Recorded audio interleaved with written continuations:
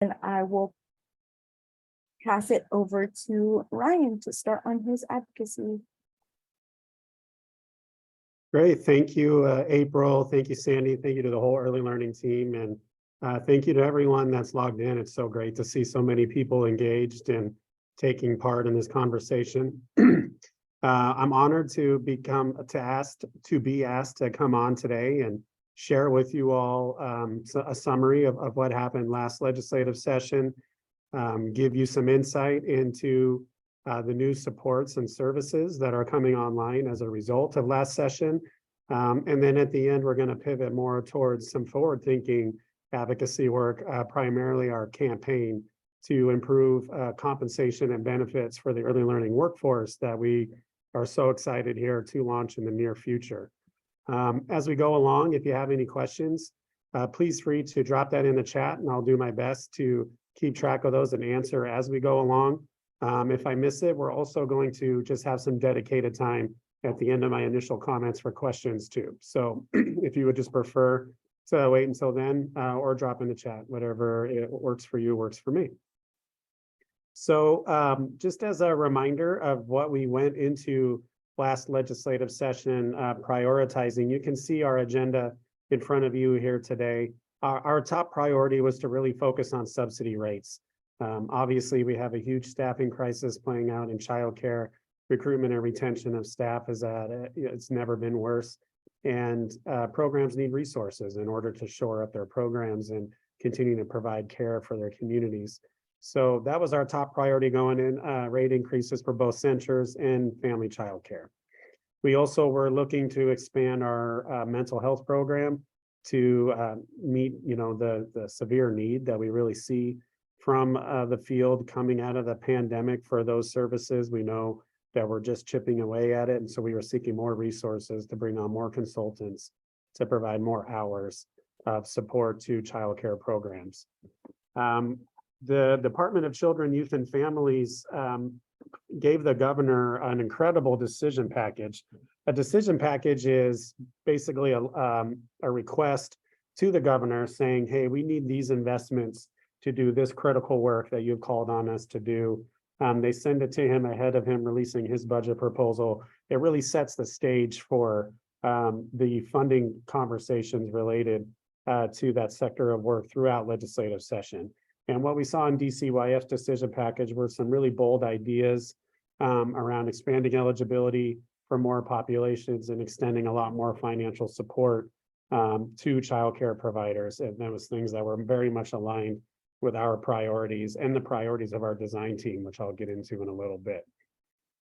And then finally, we wanted to expand our play and learn group offerings. Again, especially coming out of the pandemic, we saw usage of that care increase for various reasons.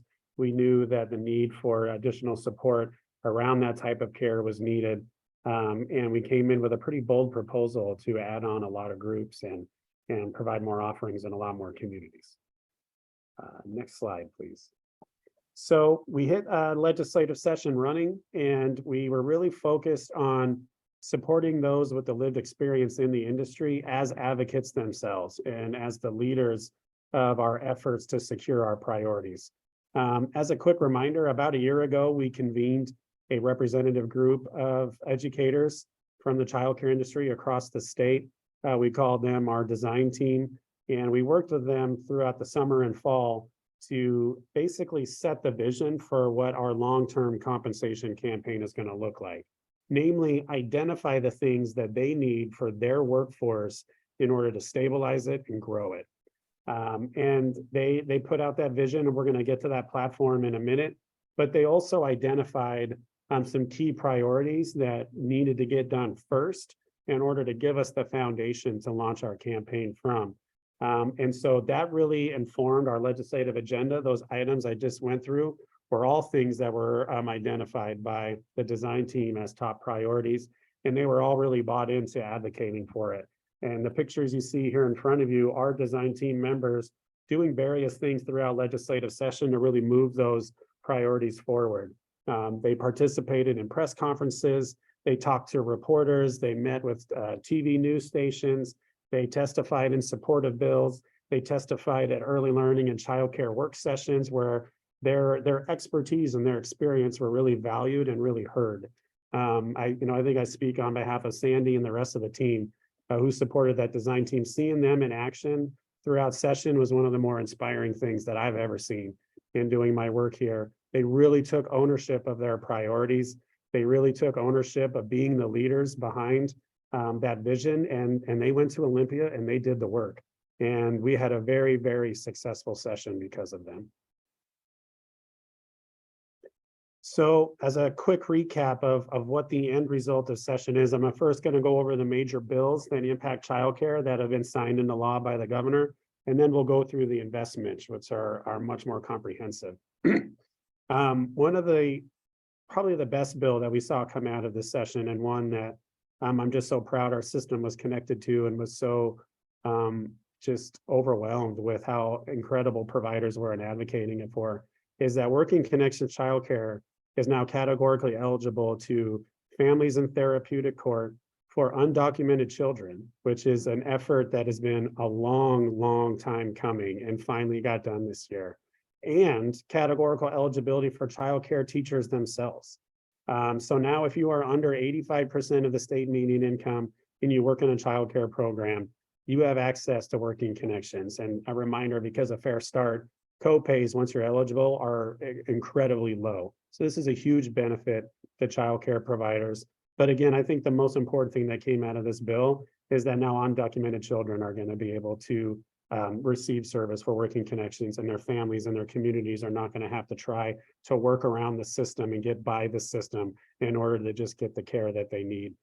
They are now just eligible, and they're going to be able to receive the support, something that's long, long overdue. Another priority that was identified by our design team was background check fees. And not just that, the cost of it is burdensome, but that the process takes so long to get done. And it's such a barrier to getting people hired into the program. And when we dove into that issue with them, we identified that just processing the payment for the fee can sometimes take a whole week. And if we just get rid of that step, then we eliminate that week in terms of how long it takes to get the background check processed. Our champion, Senator Wilson, really ran with that.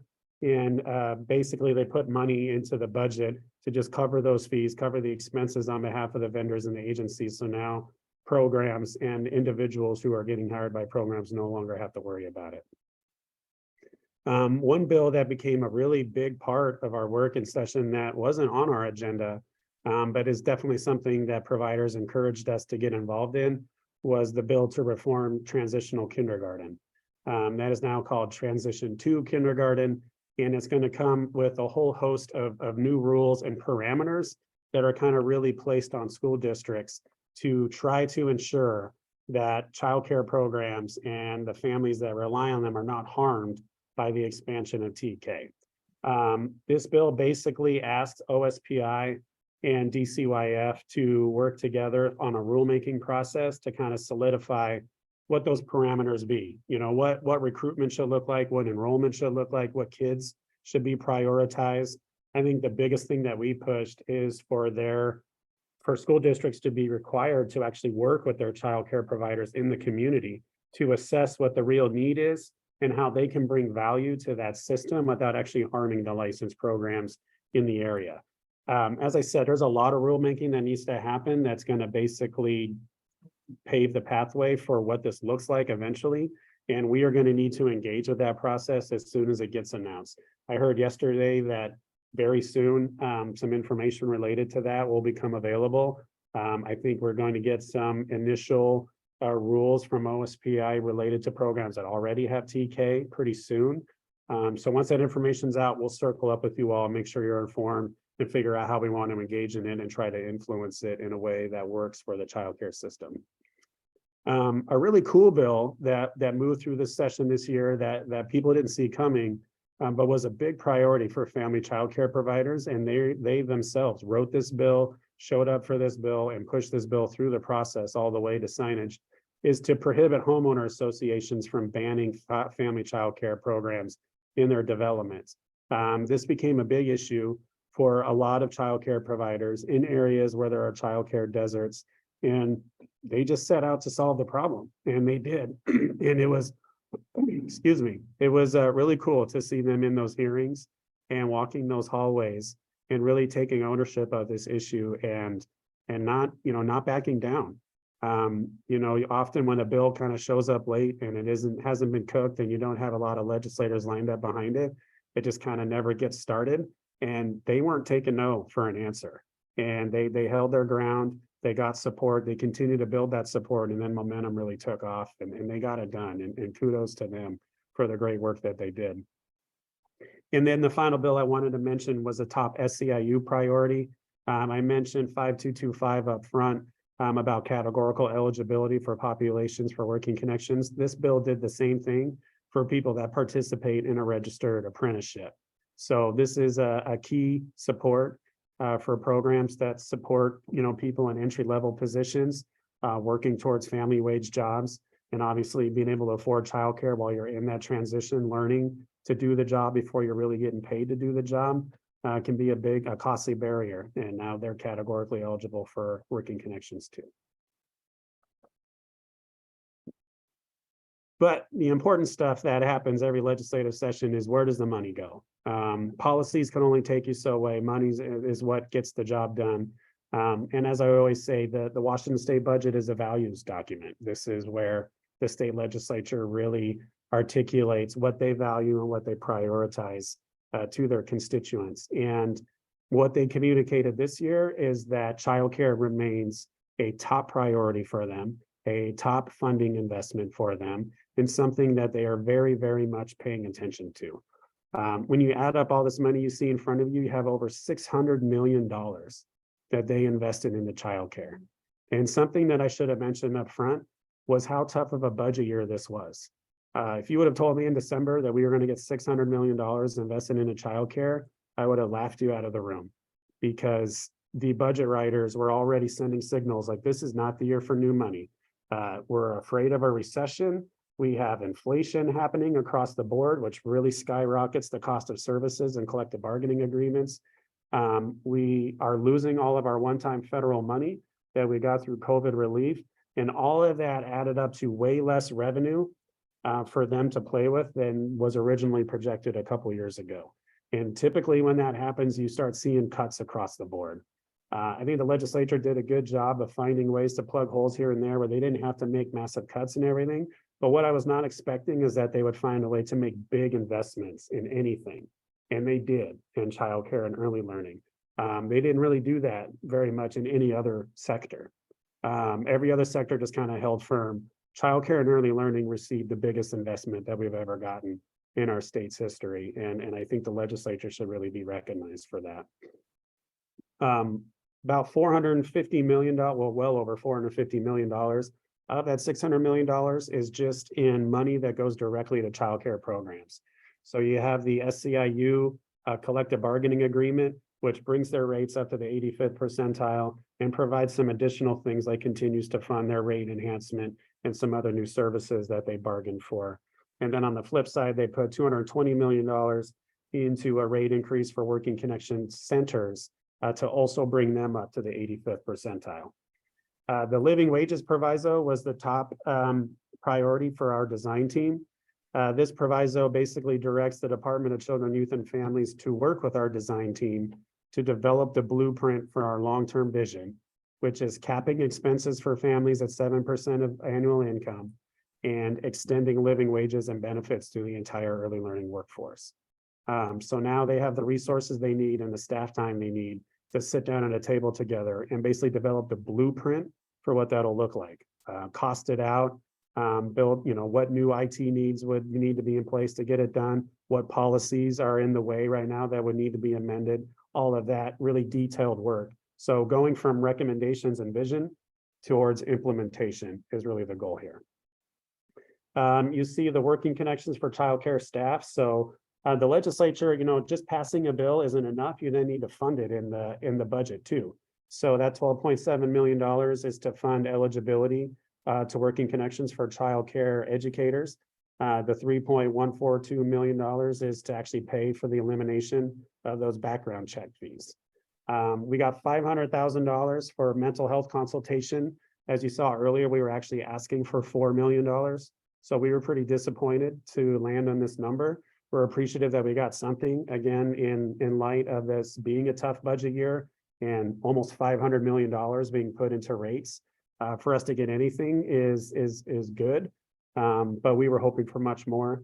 And we can say the same thing about our Play and Learn group expansion. We were asking for millions of dollars, and we ended up with $440,000. And now we're working with DCYF to see if any of that money is actually going to get out into the community.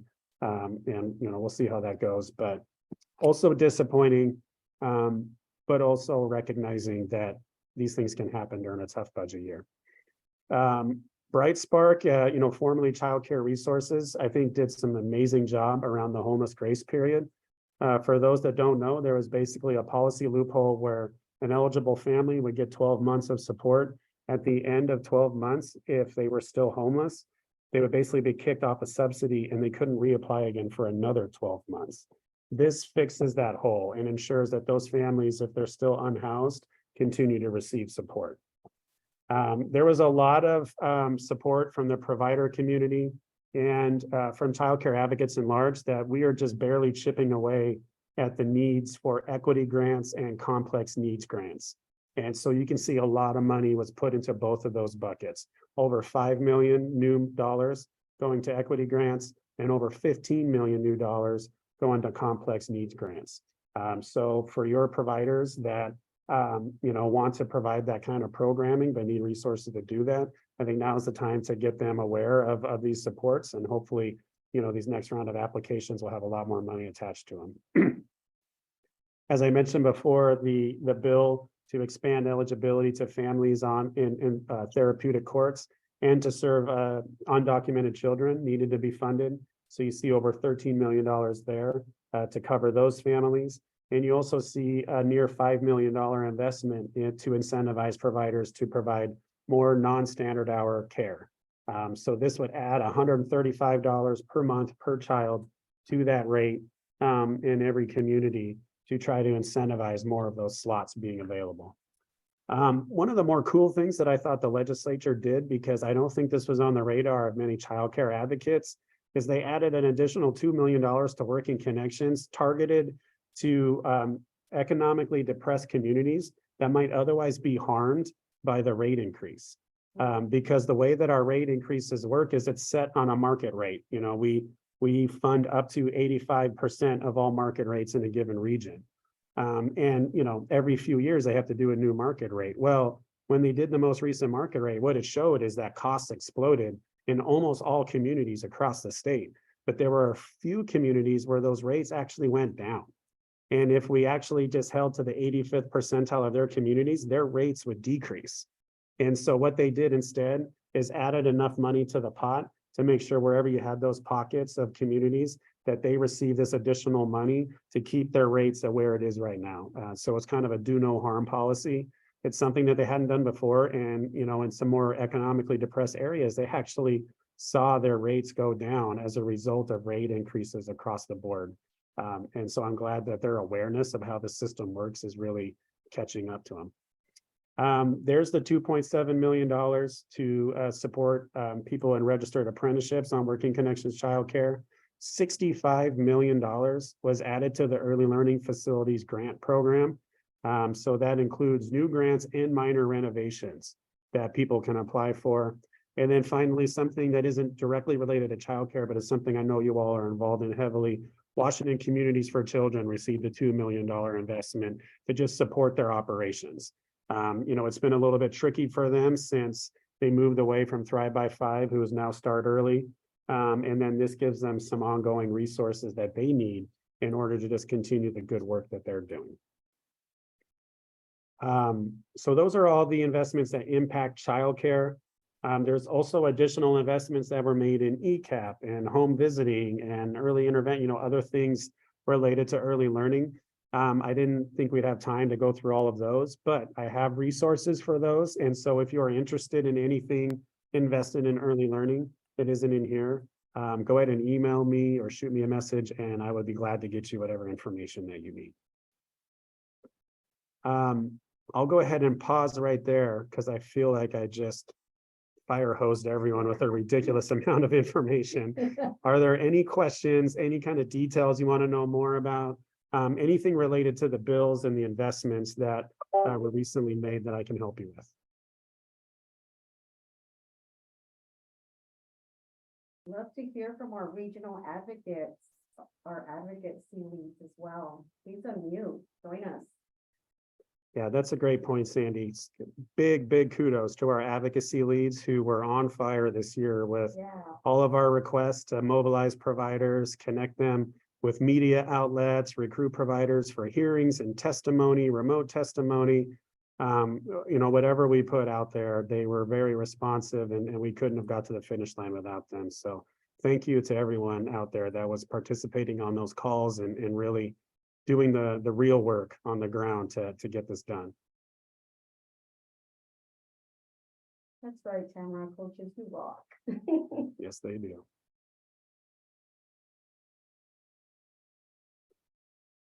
All right, well, we're practicing our 5-second pause, making sure that, we're leaving enough space for you to unmute. We see some love coming in the chat there. And remember, Ryan is always super available. So if no questions are coming up now, feel free to just send him an email. He's always available for all of you. So we're going to drop that in the chat, make sure that you have that. But if there's anything you'd like to add, we just invite you to share that question. Oh, and there are the digits. There you go. Drop a text, people. Thanks, Ryan, so much for being just so responsive to the questions that come up. I know sometimes I have to send them a side email and say, hey, am I filling up your inbox? Here you go. And the answer is always no. So yeah, many great things happening in advocacy, Aaron. All right. Can I say one thing real quick? One thing I forgot to mention, the reason why we're doing this right now is the fiscal year just started for the state. So these investments that we just outlined are just coming online right now. Things like the rate increases kind of immediately get baked in on July 1st. Other things take some time for DCYF or whatever agency is in charge of them to get online. But now is the time to really learn all you can about these investments and how you can access them and really get your caseloads prepared for them if they're interested in doing things like the equity grants, an early learning facility grant, a complex need grant. And so how can we stay informed? That's a great question. DCYF is, kind of the caretaker of all these things coming online and communicating to everyone, okay, now this is available, or now this is available. But obviously, whatever information we get ahead of time about things becoming available, we'll make sure that and so I would encourage you to check on the government affairs webpage at DCYF for updates. But otherwise, just look out for information coming from us as things become available. We're going to really focus on, because there's just so many investments and so many things coming online. I think we're going to put a little bit more time and energy than we normally do into material development and tool development and get all of those things out there so folks can more easily access and navigate these supports as they become available. So I see a question in the chat. There is a Association of Washington Business and Children's Campaign Fund bus tour that is starting on Monday. They're going to spend the whole week traveling to different parts of the state, having conversations with policymakers about the importance of childcare. Obviously, with AWB being involved, this is really going to be more of an economically focused conversation, I would imagine. The first one on Monday is happening here in Tacoma at the Tacoma Chamber of Commerce, for example. And so the question is, if there is one sentence my team and I can clearly express to legislators out of the 5 bullet points on the one pager, what would it be? Well, I'm trying to remember exactly what talking points I put on there. But what I would say is I would really focus on the need for public dollars to be invested into this private system to bridge the gap between what parents can afford and what providers can provide.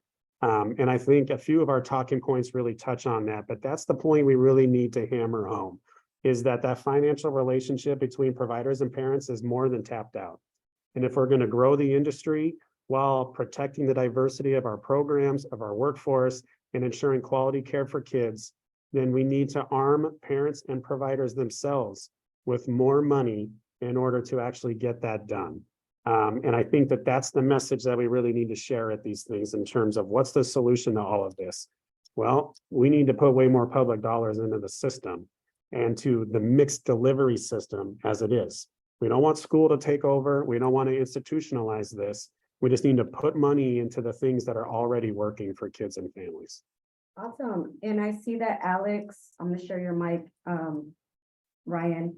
I see that Alex dropped a one-pager there, and you have a follow-up question from Tamara wondering when they're coming to Spokane. You have a I response for that? don't know the date off the top of my head, but I can take that, Ryan. That's gonna be on August 2nd at 9 AM at Cedar Springs. If you look at the document that was just put in the chat, you'll see the whole schedule there. Thanks, Alex. and I'll say, Tamara, I heard from Spokane that they've already lined up a couple people from CME to go there. I believe Danielle passed the one pager on to Jan, or maybe with Suzanne. Anyways, they responded back to me saying that they had a couple people lined up. So I would just check with them to see who's going and you know what other support they might need. Thank you. There's another question in the chat, and appreciation for folks dropping questions in Schoology. Can you please share how CCA of WA will negotiate cost of living adjustments for future contracts with DCYF? Might be a Deanne question, but Yeah, and this is something Dan and I have been talking a lot about, because to be honest, in my opinion, I think that there's only so much we can do to negotiate directly with DCYF to get the true cost of our services funded. DCYF can't just make money out of nowhere. They are given money by the legislature with really prescriptive language on how every penny is going to be spent. And so I believe that we need to go advocate for ourselves to the legislature. We need to go to Olympia and make the case that our services are underfunded. And if they gave us an infusion of cash, we could do better work, we could do more work, and we could create better outcomes that align with their priorities. I think we have an abundance of data and incredible professionals all over the state to get that done. And I think if we commit to doing that, it's going to be a lot of work. We are all going to have to put a lot of time into basically launching our own campaign for ourselves to really engage the legislature, engage the governor, engage the agency, engage providers and parents and those that receive our services to actually make the case to the legislature to get that new investment. And Sandy's going to talk later about the importance of focusing on strengthening our data entry, which I also think is very critical. The more data that we have that we can point to demonstrate the incredible work that you're doing, and then extrapolate that out to what could be done with more resources, will be absolutely central to making our case. Because unlike when we passed the Early Start Act, we're not asking them to fund a new thing, we're asking them to fund more of an existing thing. And in a lot of ways, we're asking them to, you know, provide more funding for stuff that's already happening because we're underpaid, our caseloads are way too high, and that harms our work and our you know, the people that receive our services. And so that you know, telling that story through data is absolutely essential. thanks, Ryan. Lori's dropping a comment in the chat. I don't know if you can see that. Yeah.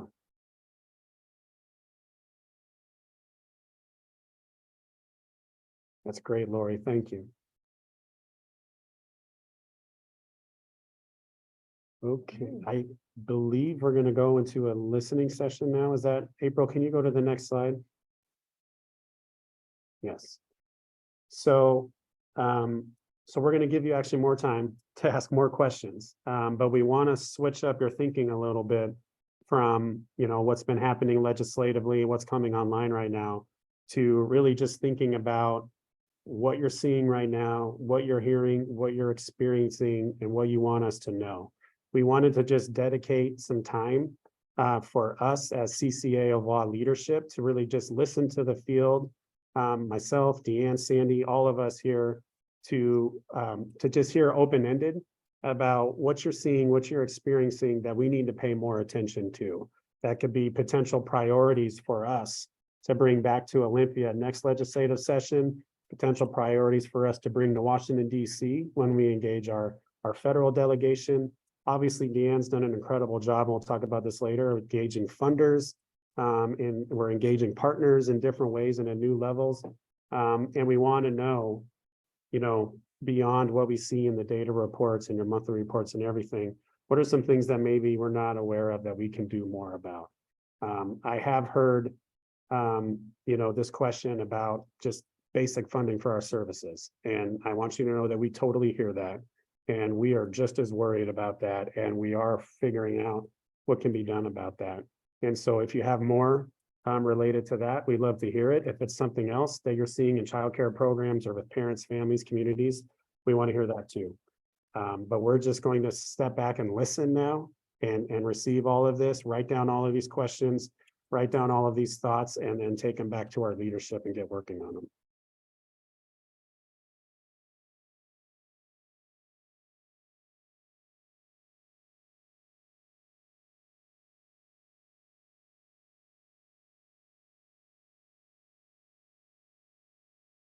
Oh, you might want to go back, Michael, one slide.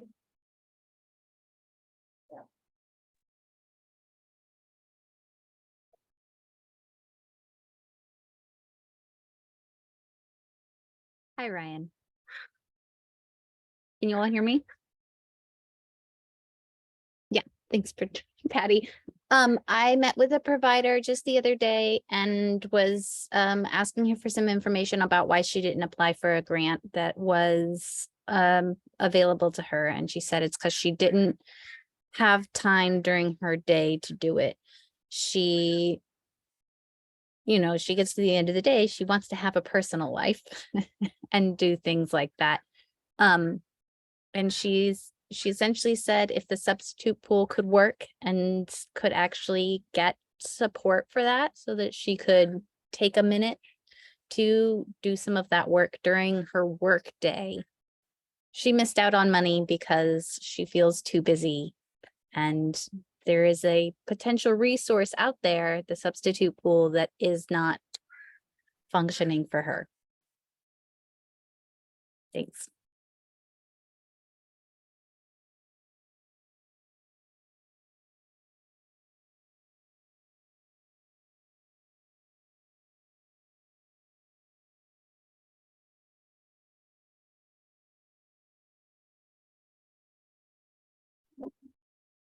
I would like to add something. Just in the Seattle region, at least, we have a lot of places that are very oversaturated with providers, which makes it very difficult for providers to have children enrolled. And then we're also finding issues that there will be apartment complexes and other places that will not allow anyone in the facility to be running a daycare program, which also has barriers when it comes to cost of living in Seattle, in Tukwila and surrounding areas where a lot of people have to live in apartment homes.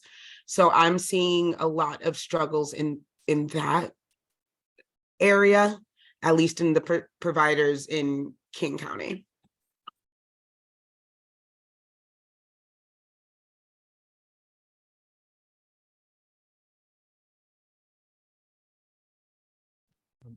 I'd also like to amplify what Lauren said around the oversaturation issue. I think we talk a lot about childcare deserts, but we don't talk about what happens if there are literally 3 childcares on one block and how that affects, a lot of things. I think you would mention, Ryan, obviously the enrollment issue, the staffing issue, these are dual issues, but there's this ongoing cycle where classrooms have, or programs have wait lists, classrooms that they can open but are empty because they can't get the staff. And so, it's the children are there, but they still can't run their businesses functionally because they can't get the staff in. So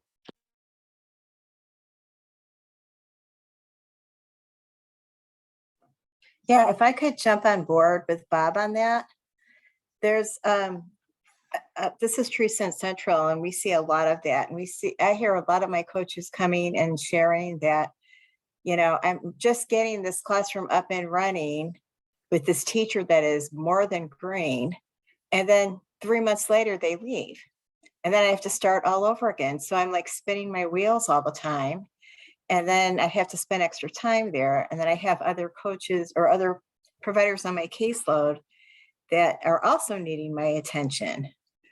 And I know this isn't across the state, but in Central, our coaches are hourly paid. And so they're confined to an 8 to 5 workday, which makes it twice as hard. And there's some coaches I'm fearful that are getting frustrated. And I'd hate to lose any of them because they're pretty amazing at their jobs. Yeah, I mean, I think staff recruitment, staff retention and wages is impacting everything and is very top of mind for all of us. And after this listening session, we're going to jump into, what we're specifically doing about that, which is, really what our campaign is all about.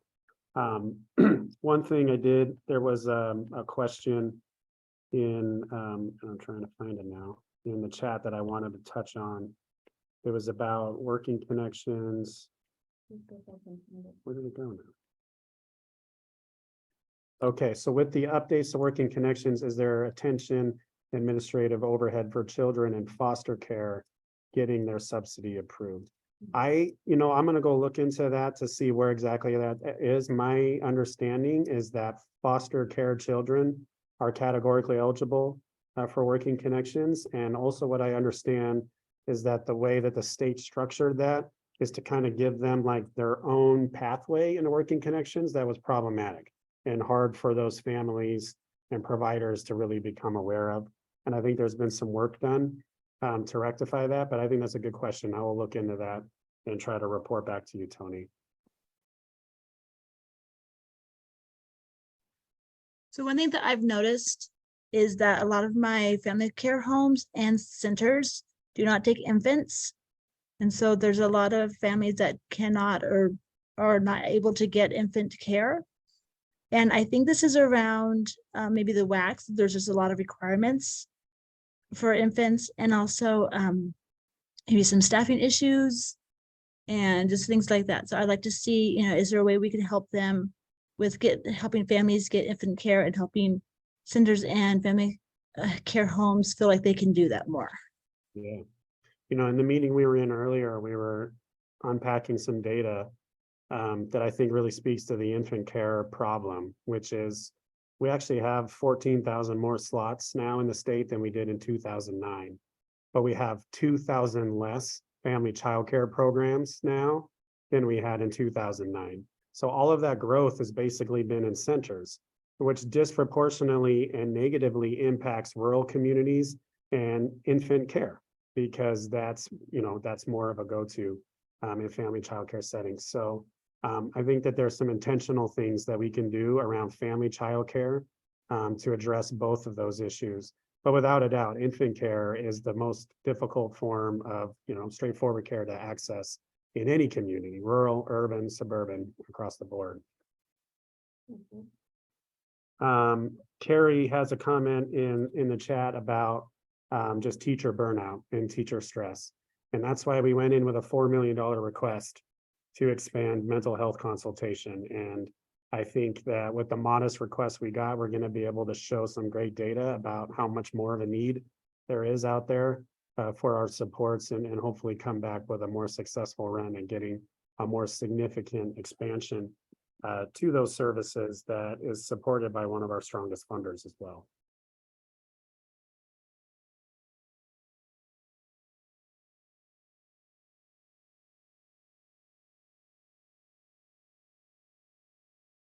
I see one by Angie. I don't know if you see that, Ryan. Just really connected to early achievers. Mm-hmm. So DCYF has returned to pre-pandemic funding for the EA grants, money for stackable certificates at community and trade schools. if these newer teachers are going to stay and flourish, their education needs to be funded. When the need is highest, the funding has been cut. And unfortunately, Mika's not here, but I'm curious what wait lists at your local colleges look like right now, because that's something that's pretty volatile. It fluctuates a lot. And last I heard is that there were very few wait lists out there, but I'm not sure if that's still the case. Can anybody tell me if they know they have wait lists for EA grants at their local college?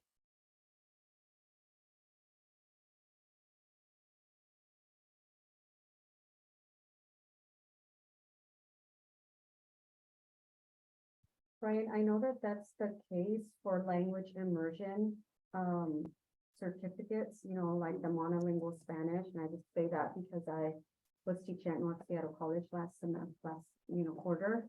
And so the wait list to start up new cohorts is certainly there. But I see it, I'm hearing it more from the language immersion side of things. Okay.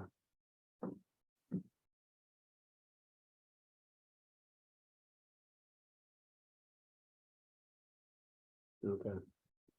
One thing that I haven't heard yet is the behavior issues that are being seen around. And I've been helping our mental health specialist doing observations, and there are times her wait list is pretty long. And there have been times that sites are just expelling children and saying they can't take them anymore. And that's happening frequently throughout our whole region. They're waiting for somebody to come in for help, and then they just can't anymore. So that's been one thing that I've noticed as a trend. We're hearing confirmation too from Camilla and Patty about the language immersion program for certificates, and then Kelly says she's seeing the same thing up in Northwest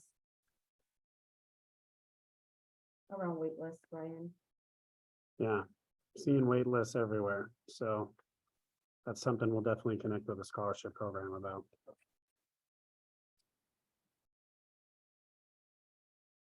Can you check your audio really quick? I'm getting 2 messages at the computer.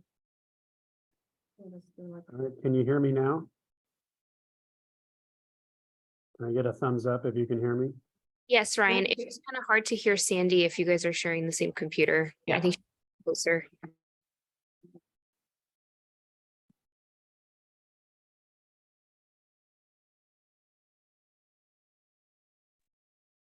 I think like somebody else mentioned in the chat, or a few people, providers are really frustrated with the licensing, and when licensing comes out and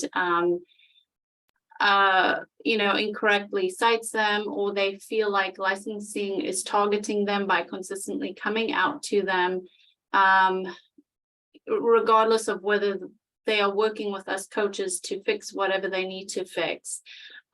So that, and it's causing stress and anxiety with the providers. So just for us coaches, even trying to figure out how do we help them through this, and how can we bridge that gap there between licensing and our providers, and then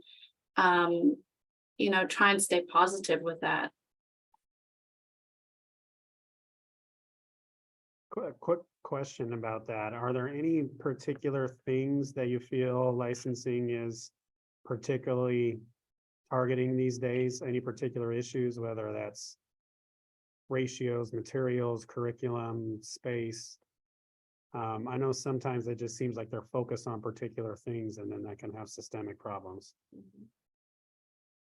There's certain, I'm sorry, I'll jump in. There are certain things like heat vents that maybe they haven't focused on in the past that they are, it seems, but I think more, it could be anything. I mean, a provider who was basically shut down because they didn't submit a statement of intent, even though they were in the process of emailing back and forth with their license. So the licensor knew that they were intending this, but and they got an email notice that said you will be shut down if you don't respond. They didn't, because sometimes you miss things, and they got shut, and so things like that really impact. Thank you.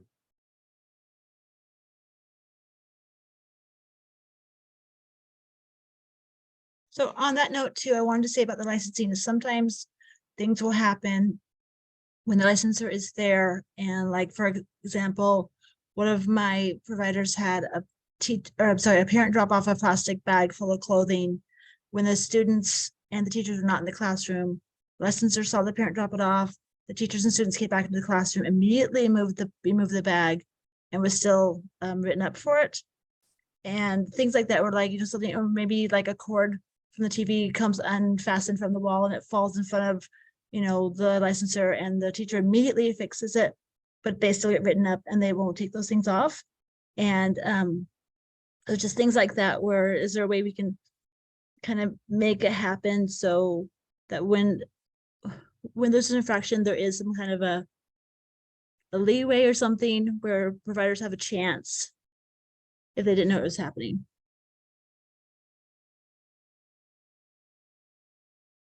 Other problem that my providers are noticing is that because of high turnover rates or caseload that the licenses have, their licensor may change or just leave, and they have no idea who the licensor is. And even when my provider's like, hey, can you please look it up, however you coaches look it up for my licensor, and I've sent out an email or something, and even I've gotten emails returned like, oh, I'm not that person's licensor. And I'm like, hey, can you tell me who it is? And nobody knows. So that's also another problem that I'm at least seeing. I don't know if anybody else is experiencing with licensing and providers. So there's no consistency, there's no communication with anybody when the licensor changes providers or caseloads or whatever.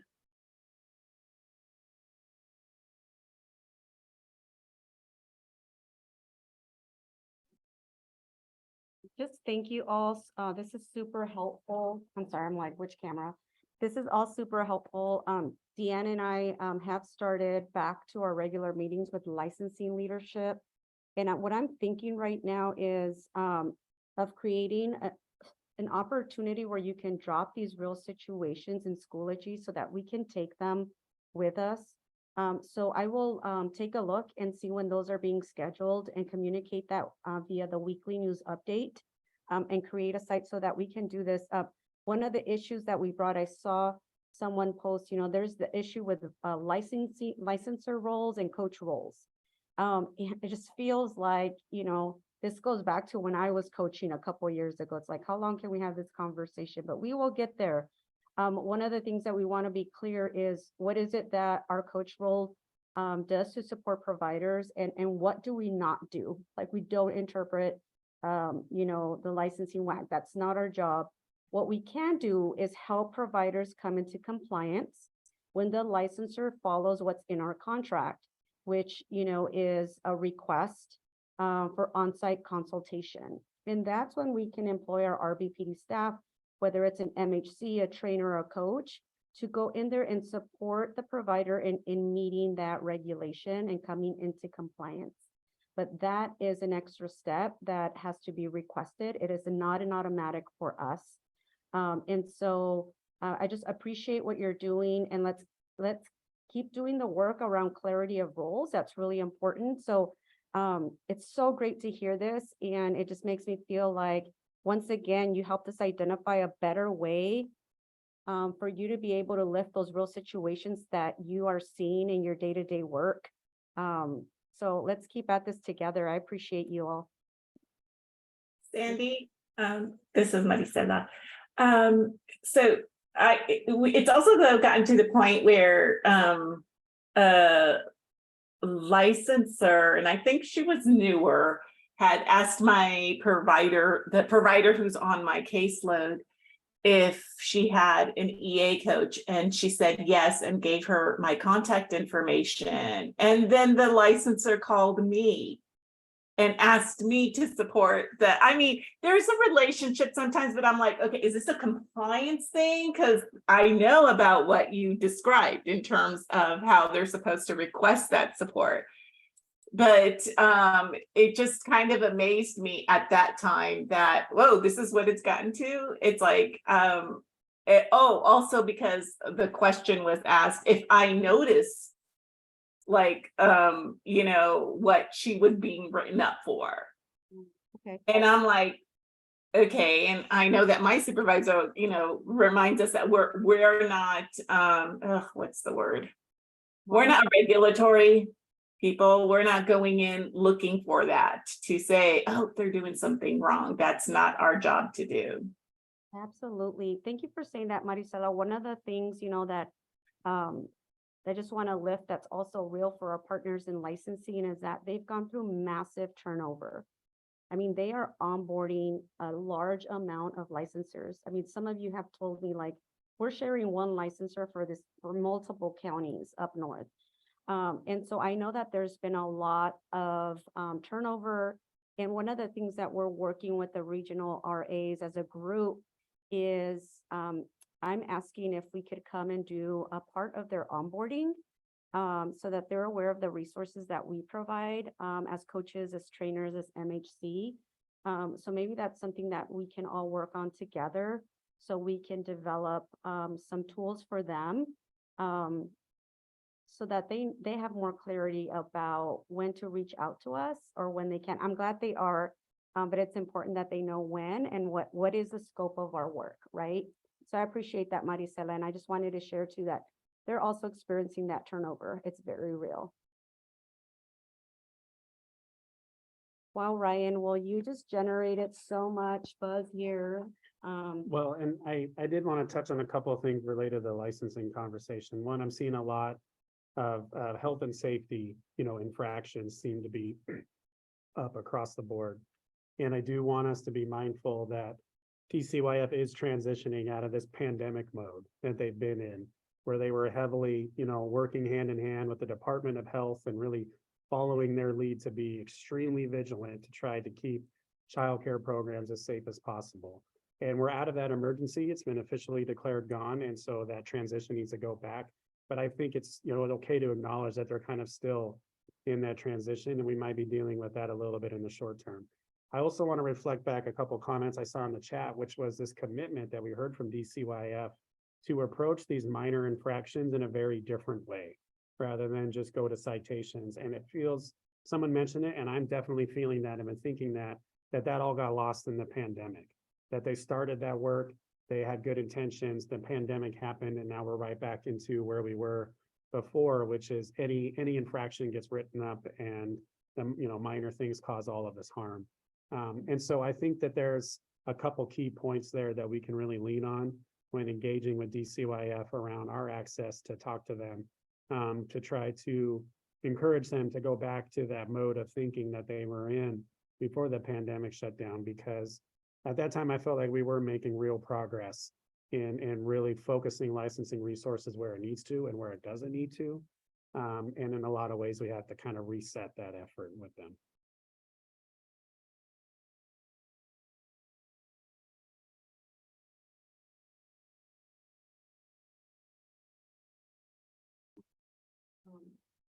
Wondering if you might need to start transitioning to Deanne, or how would you like to do that?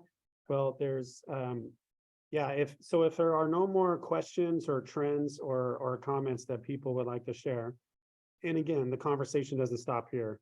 My contact information is in the chat. You all know how to get in touch with us.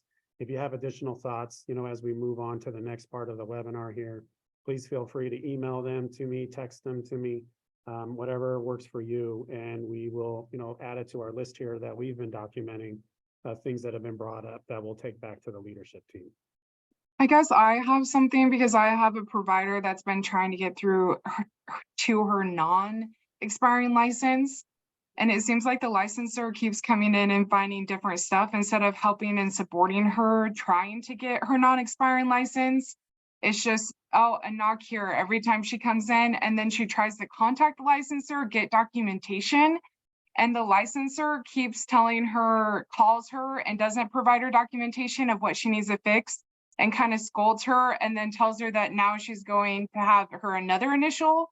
So she's on her third, and she's trying to get that non-expiring one. And so my boss and me are trying to figure out ways to help support this provider, but it's just been a struggle to try to get there. Thank you.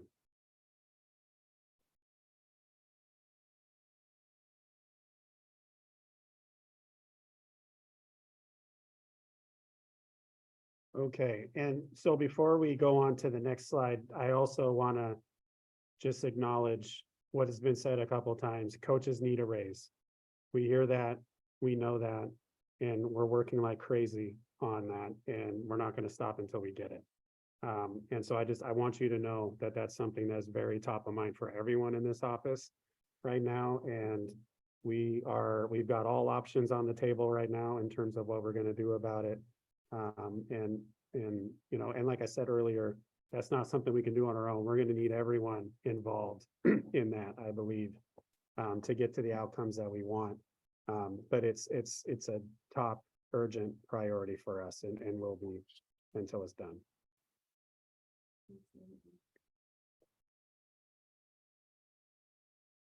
All right, let's go to the next slide. We'll pivot to previewing the campaign here. So, I think probably the number one thing that was coming up during that listening session that we just completed was staff turnover and the inability of programs to recruit and retain their teachers, and the drain that has on coaching when you're constantly restarting your support of the program every time a new person comes into the classroom.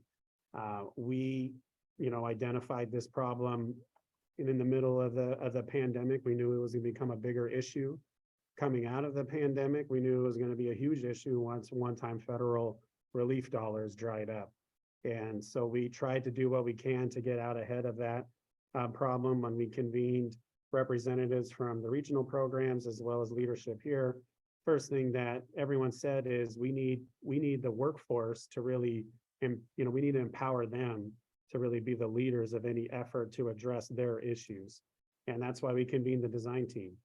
And through supporting them, we really mapped out a vision for where we want to take the childcare workforce that is really centered around every single one of them having a living wage and good benefits to the point where we actually are able to recruit more people into the industry, that everyone really sees this as a viable profession for them and their families so that we can grow the industry and actually meet demand for care.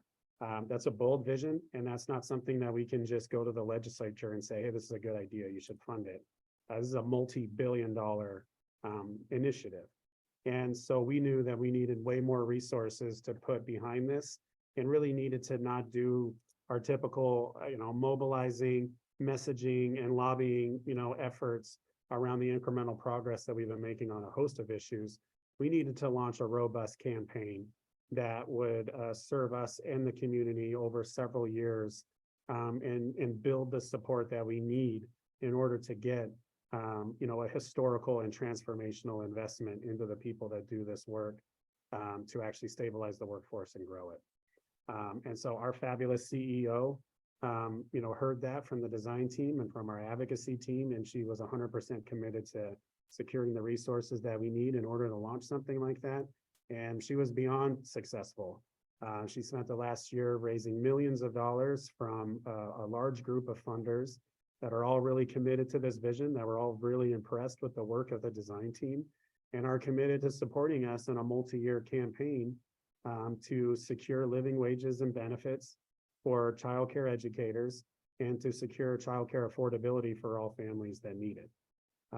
Through those negotiations and those back and forths, which were substantive, we landed in negotiations with them around these three results that we are really going to use their resources to focus on in order to kind of lay the foundation for success for the entire childcare industry.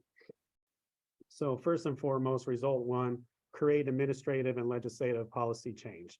The system as is doesn't work. It not only does it not have enough resources, but as was mentioned here, with coaching and licensing and equity grants and complex needs grants and all these things that continue to be barriers for programs and educators, we need a lot of administrative and legislative policy change.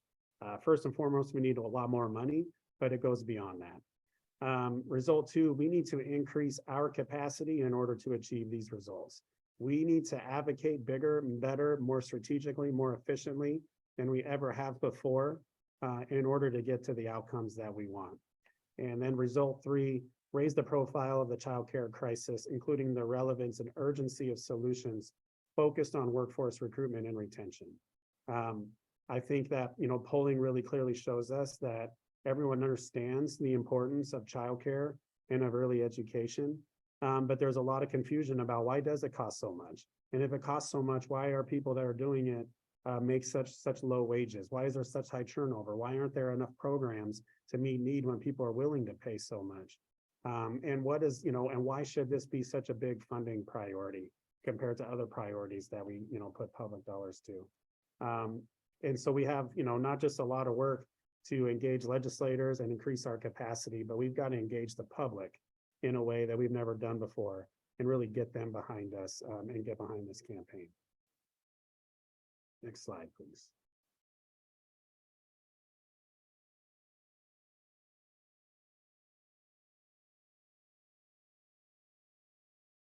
Can we go to the next slide? Thank you. So this is the platform that our design team developed. What's in the middle of the road there is really their platform. And then we've outlined a roadmap along the outside for how we get from here to where they want to go. And I know that this is very difficult to read. Hopefully, hopefully a lot of you already have a copy of this. We've sent it out a number of times. We will send it out again after the webinar to make sure that everyone has it. But what we're building towards is some kind of omnibus piece of legislation that gets passed, hopefully in 2025 is when we're really going to make our first run at it, to basically revamp the subsidy system in a way where every slot is funded for the full cost of quality care, inclusive of living wages and benefits. So rates would be dramatically higher than they are right now. And we would put everyone, basically put everyone on subsidy. If we actually cap expenses at 7% of annual income, then we're putting all except for the most affluent people in this state on a child care subsidy. Every subsidy would be attached to a much higher slot rate. Programs receive the money they need to not only meet all the requirements and mandates in place, but to support their staff with better wages and benefits than they've ever been able to do so. Next slide, please.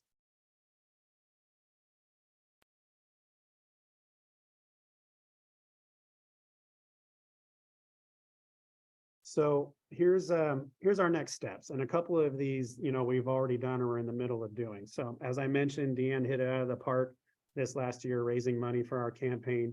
We've got all those resources in place, and we have some plans attached to what exactly we're going to deliver in exchange for those resources. The first big step is underway. So right now, our design team is working with the Department of Children, Youth, and Families to develop a new cost of quality rate model. So I mentioned earlier the proviso that we got this last session for the design team to build the blueprint for how, financing this system would work. The first key piece of that is to develop recommendations that will go to the legislature this year and say, these are the cost drivers that should be included in our new reimbursement model. So we want to move away from the market rate survey model of setting rates and instead actually articulate the cost of providing quality care, meeting early achievers standards, in addition to extending living wages and benefits to all the educators in the program. And then, we basically have an Excel budget tool that you can insert those inputs into, and it spits out a new rate. Our design team is working with DCYF and really negotiating with DCYF right now around what things are going to get included and what things they can't. The goal being that the new rate would actually cover the full cost of care and enable programs to pay their staff fair wages and benefits in exchange for that care. Once we get that piece in place, then we're going to start working to expand the reach of the subsidy system.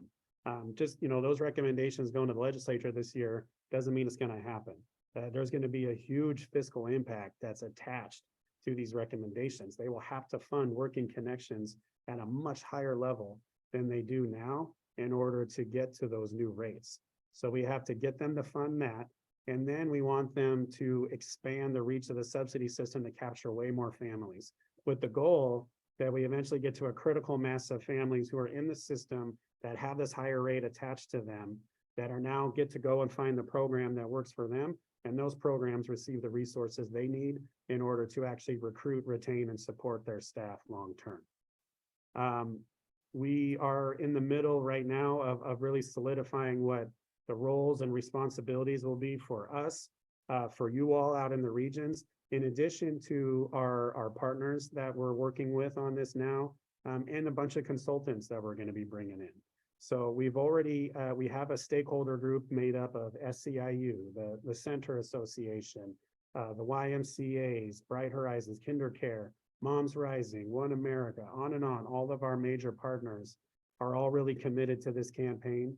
And we are going to be working with them substantively over the next several months to take the design team's vision and turn it into a bill, turn it into a policy, actually articulate what are the funding streams we need, what are the policy levers we want to leverage, and what are these new systems and how do they operate. So we're well into that work.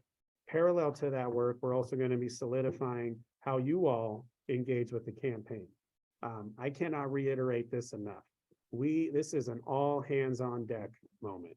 We need everybody to be plugged into this campaign and to plug their caseload into this campaign. We need all voices that support childcare all over the state being plugged into the messaging that comes out of this campaign, the resources, the opportunities that are created by it, and take all that information and engage their legislators directly and demand that we get to this finance system and not settle for anything less. If it's just us and our partners going to Olympia to try to get this done, we will never get it done. We need all providers and we need all of their parents and we need everyone in community that understands the importance of childcare to be plugged into this campaign. And you all are the front lines for that. You all are the entity that we are going to have to work with and really support in engaging those people, engaging those communities, engaging those voices, and really motivating them to come be a part of this, educating and informing them on why they need to be a part of this and how this will benefit them. I know that we need to deliver a lot of support to you all and a lot of information to make that clear and to give you everything that you need. And to that, I say, stay tuned. That's what we're working on right now. We're going to engage the member council very soon here about subcontracts that come with significant resources that will enable you to do that work. And our hope is that by the time we get to Elevate, we're going to do a lot of deep dives at that point into what does this campaign mean for all of us? What exactly is everyone expected to do? Does everyone have the resources and support they need to do it? And we leave that conference confident in our roles in this campaign and fired up and ready to go. So next slide, please. Wait a minute, give me a high Okay. five. I just have, wow, drop the mic. Thank you. Yes. Oh, actually, I see a question from Tracy. If the direction is to enable all families to be on subsidy, would all providers have to be in EA? That's one of the million of outstanding questions that needs to be worked out in policy development with our partners. I think that's a big outstanding question. I think there's going to be big questions about professional development requirements connected to any program that receives this funding. These are things that we are going to have to tee up and, take positions on, reflective of what we, is aligned with our values and our mission and the needs of the people that we serve. And then we go to the Olympia and we start negotiating with policymakers around all of that. And so there is no firm answer to that right now. There's no firm answer to a lot of things, but I'm hopeful, several months from now that we're going to have a draft policy that we can share with everyone and say, this is our first crack at it. But know that there's never been a piece of legislation that got passed as written the first time. We're going to write a policy, we're going to take it to Olympia, and then we're going to have to work the process. It's going to go through changes, it's going to go through amendments, and we're going to have to be clear about what our deal breakers are and what they aren't, and really hold the line on certain things and be able to give on others in order to get it done and get to the investment that we need. Do you foresee more specific and robust financial accountability being made mandatory for providers? I think that that's unavoidable to a certain extent. I think what we can really sell to the legislature right now is that we have a high quality system. As has been mentioned, we have very high licensing standards. We have a robust QRIS system that is working, and we have over 70% of the workforce participating in it.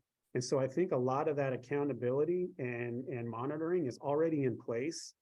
But I would not be surprised if at the end, in order to get the investment we need, we also have to make some concessions around reporting and some different things that providers might need to do in order to draw down those dollars.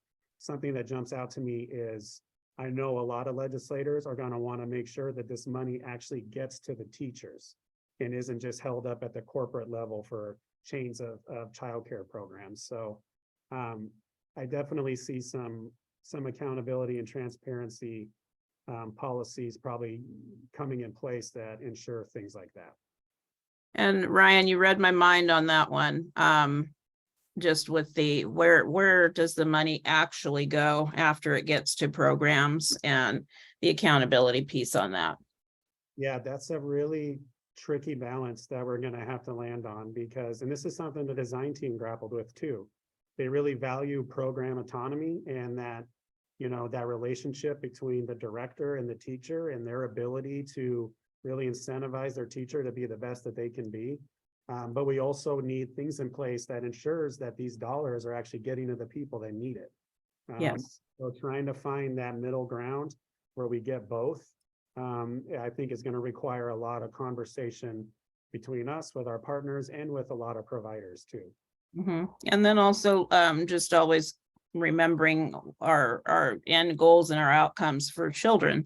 This is why we ultimately want this money poured into these programs. Mm-hmm.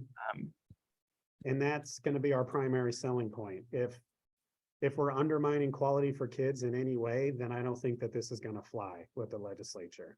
The thing that we can sell them on, and there's bipartisan support for this, is what's best for kids.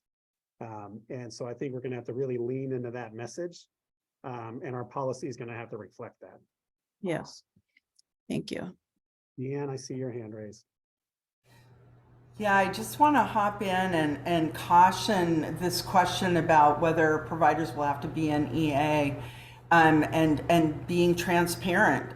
I think we need to be really transparent and say, if we're going to sell this significant of an investment into the childcare space, there's going to be some expectations around engagement around quality, and currently that's early achievers.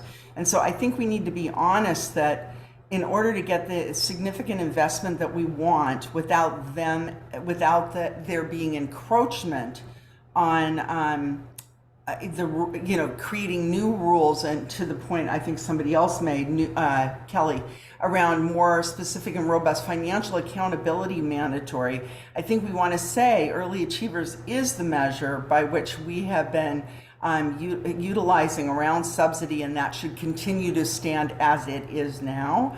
And that would put some containment around that sort of expansion fear that a lot of providers have around starting to get into more robust financial accountability and all those sorts of things. So I think that we've got to find a balancing place, and given that you guys are all out in the field, I think we have to be transparent around, we can ask for a lot, and we're going to have to do some things in return. And one of those, I think, is going to need to be the willingness to be in a space where CQI is sort of the norm of the day. So I just want to caution us with thinking that we can change all that, because if we start chipping away over there, then that opens it up for a lot of this sort of, well, then while we're in there, we're going to add more financial oversight. We're going to add a little bit more of this. And I think we say, we want to keep this EA container that we have that is really focused on quality at a relatively reasonable level, and not open that door up for further inputs so that we can maintain a hold there, while also trading off and saying in exchange for putting billions of dollars into the childcare system, we are willing to do that. So I think we have to sort of help people get there. And the next few years, you guys are going to be the most important ingredient in many ways to bringing people along, because they trust you. And when they ask questions like that, in as much as you can say, yeah, I hear you that you're concerned about this, let me help you understand how the political process might work here to get that investment. Because my fear is we don't want to get into a space where they try to add us to the school system. We want to stay the early learning system. And if we want to stay the early learning system, let's use the quality measures that we have created for our system and not get into this game that brings government into the space where we don't want them to. We want them to remain private businesses. So I just, I'm sorry to intervene here, Ryan, but I do think we need to really start talking authentically and honestly about the trade-offs we're going to be dealing with as we deal with the legislature and the government. I'm happy to answer questions too.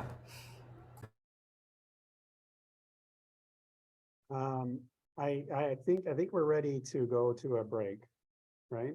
Yeah. But I did want to, I see Tony asked a question about remarket and re-recruit to programs that left previous versions of early achievers. Yeah, I think, you know, when and if we get to this point where we have a new reimbursement model that has, you know, produces much bigger rates than what programs are used to. And there might be some policies in place that, you know, and the existing policies are in place around EA participation. My hope is that those programs will feel a ton of incentive then to come back into early achievers. But absolutely, I think, you know, if this campaign is successful, we're talking about transforming the entire childcare system in ways that are kind of unmanageable right now, and will require us to, again, be that trusted source of information to everyone involved in the industry to help them navigate this new reality that would be playing out. It will definitely be a flying the plane while building it type situation at a scale that we've never experienced before. And so we're going to have to do everything in a different way when and if that time comes. But we have so much work to do between now and then to get there. And really, that's what we're going to be focused on here the next few years.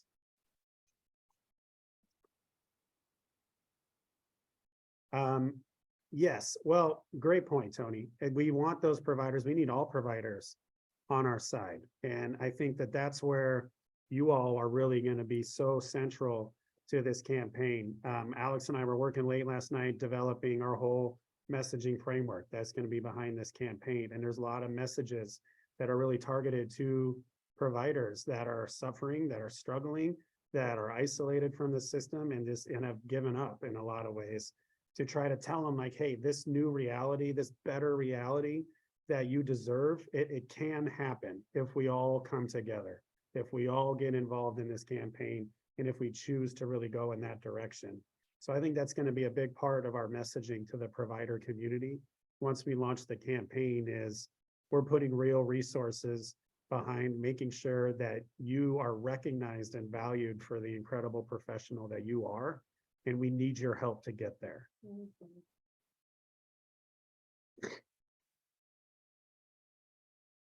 Here. Thanks, Ryan. Thank you, Deanne, for jumping in as well. And we'll have more time with Deanne in just a few minutes. And you know what? We're trying something new this fiscal year. You know, we've made an agreement with DCYF that we would allow for more time and connection with our coaches at both webinars, the one by Cultivate Learning and the one here at CCA of WA. And so we're trying our 2 to 4:30 new slot. So that means we need a little break. So how about taking a 3-minute stretcher, and then we'll come back with Deanne and walk around, go get something to drink, and we will see you in 3 minutes. I will start my timer. Thanks, everyone. Hey, for the rest of this webinar with some CCA of WA updates. Deanne, please join us. Good afternoon, everybody. Good to see so many of you, so many people that I know well, and to have a chance just to do some updates here. I understand this is I've been upgraded from 33 LP to 45. I need to go about a third as fast to make it in time, for those of you that remember record players. At any rate, I want to do a few CCA of WA updates. And you know, Ryan just finished talking about the campaign, and I hope many of you have received the announcement that we have a new hire who's going to take a leadership position. She's our new CCA of WA political director. and her name is Genevieve Stokes. A number of you may have known her. She comes to us from DCYF.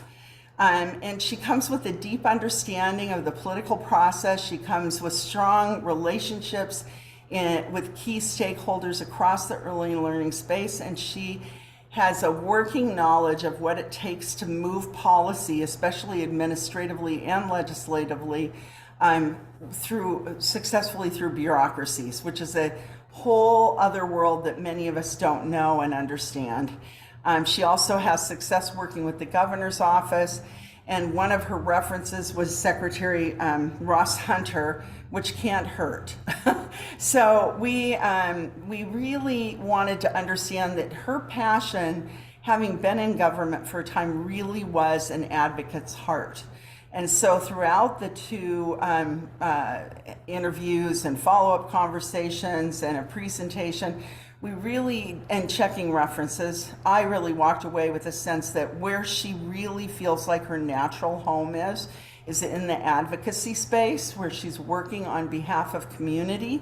That it is really a different, for those of you that have worked inside government, it's a different world. So the many questions I had was about where her energies really did lay. And so she definitely came through as our strong candidate. We had two very strong candidates all the way up to the bitter end. And she really won out with her approach, her community-minded perspective, her use of a racial equity lens and equitable access perspective. And I feel really excited about her coming on deck. She will be starting on August 16th. And she will add a lot of, what I say a lot of gas in the tank around the work that we have that lies ahead. And so one of the things that I think that is a point of clarity for me has been in the last few months, I've been working on fundraising for this initiative probably for the last 2 years. I'm carrying a vision and a dream that we've been co-creating inside of CCA and WA, and just really sort of carrying that. And about 2 months ago, when we got our final funding from the Stolte Foundation, they were the last funder that came in that closed the gap and really made and Bezos too, but that made it possible to consider moving forward, is when I started going, oh, now we've got to turn this dream into a reality. And so we started really working in earnest, and we knew that we needed to add a lot of firepower into the work, into the team that we have. For many of you, Ryan has been our sole guy for many, many years, and he just, he's been our guy. And as you could see, you all just listen to him. He's great at what he does. He brings a lot of heart to the work. He loves the provider community, and he just brings a lot.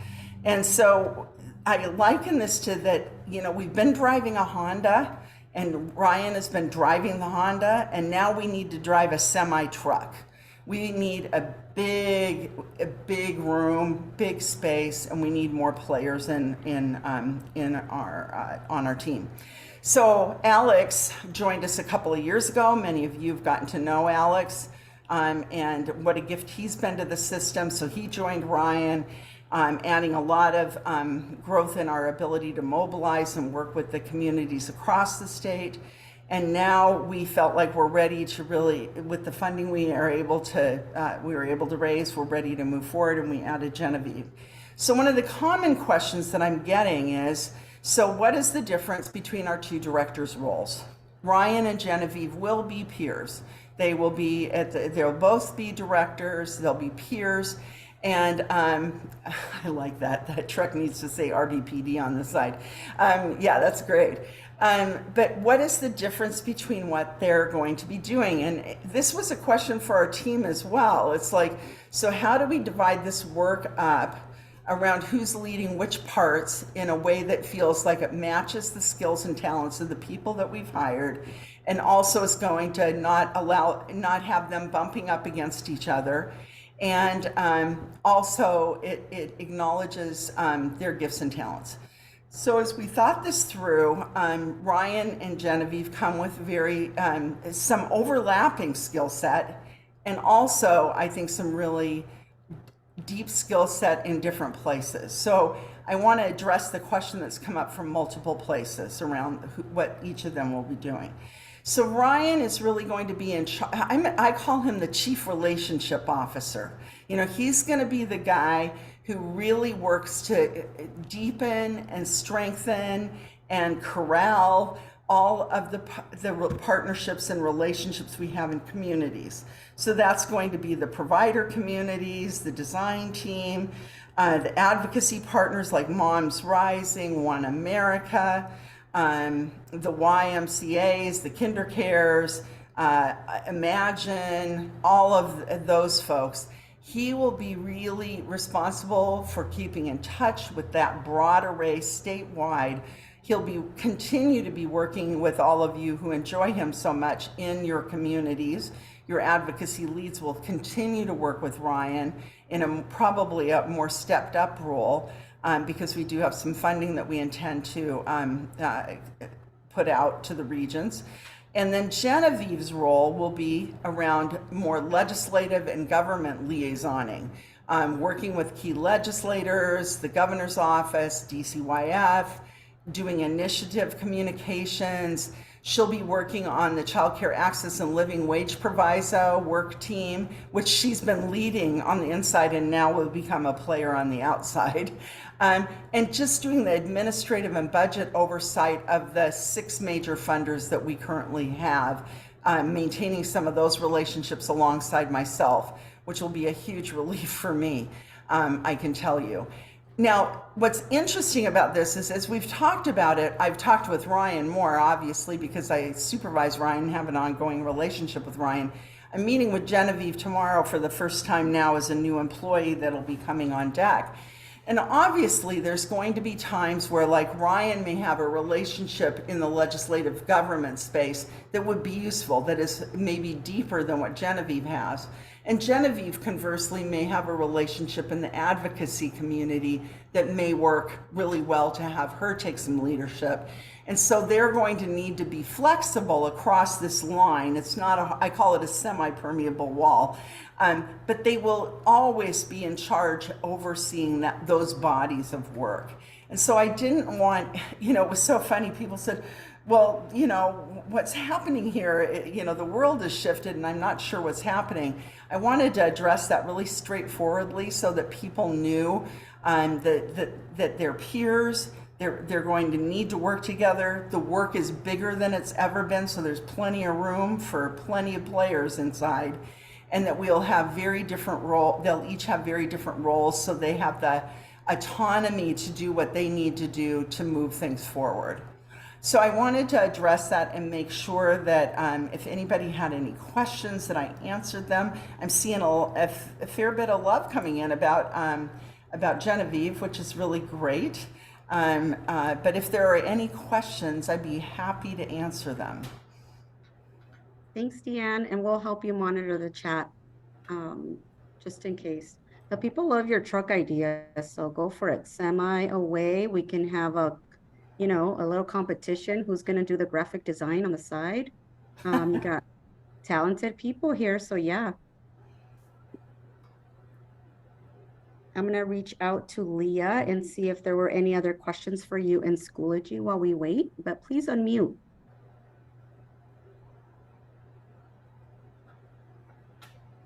The only question that was in Schoology was the one that I had posted earlier about, now I forget what it was. It was for Ryan or Deanne. Oh, okay. Yeah, I remember that. Thanks, Leah.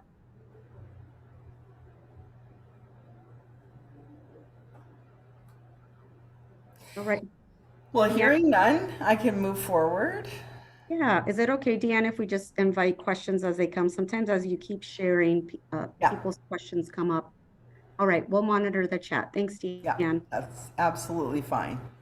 So the other thing that I want to just talk about, because it is really complex and I think there's some confusion about the outcome of our systems integration project. So I want to just address it straightforwardly and answer any questions if you have any. So if you'll remember, I don't want you to spend a lot of time looking at this slide. It's mostly to say that starting a year ago in October, we started to work on thinking through what some of the challenges we face as a system, meaning the Child Care Aware of Washington organization and the 6 regional organizations as a whole team of workforce, CCA of WA workforce, and where we talked about where would we like to be going, what does the future state look like, or how could we be better aligned, or what are some of the challenges if we were to really rethink our system that we'd want to fix. And then moving into starting to think about what are the actions that we need to take to get to the desired new place. And a final report was just turned in with some guidance about where we go next. So I want to go to the next slide and just share a little bit about what we learned. So the steering committee, this is really, as all of you know, we put out a survey that went to the workforce, and we had a huge response from that. We also had a significant response from focus groups that we had that were really focused on key areas where we needed a deeper dive and more input.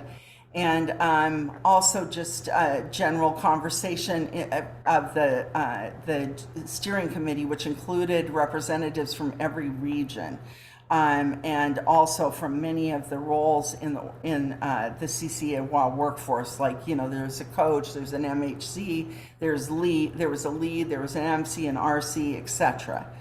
And so what we walked away with were sort of 5 key areas that were confusing or needed focus. One is that the term network is confusing. This whole concept of the regions plus CCA are network, not CCA of WA being the network alone. And how do we codify and describe ourselves, and what language do we want to use around talking about ourselves as a whole system, rather than I'm at Child Care Aware of Eastern, but I work at CME, but I'm part of this whole network over here. How do we try to make this feel more holistic? Because it creates confusion. There is network-wide strategic goals and shared purposes have not been established. What tends to drive our work is our contract.